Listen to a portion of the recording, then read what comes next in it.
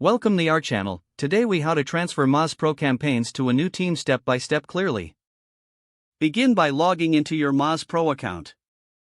Navigate to the Campaigns tab on the dashboard. Locate the campaign you wish to transfer. Click on the campaign to open its details page. On the details page, find the Settings or Options menu. Select the option to manage team. Use the drop-down menu to view your current team members. Identify the new team member you want to transfer the campaign to. If they are not already part of the team, invite them by entering their email address. Once they accept the invitation, return to the campaign settings.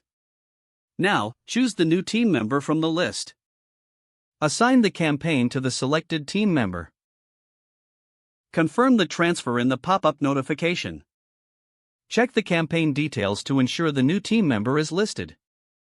Send a notification to the new team member about the successful transfer. Double-check that all access and permissions have been updated accordingly. Finally, log out of your Moz Pro account. You have successfully transferred the Moz Pro campaign to a new team member. If the page does not load, refresh the browser or try again in a private or incognito window. Make sure you are using the correct email address, then retype it carefully to avoid small typos. If your password is not accepted, use the reset option and create a new strong password you can remember. Check your spam folder for verification or security emails, then complete any requested confirmation steps.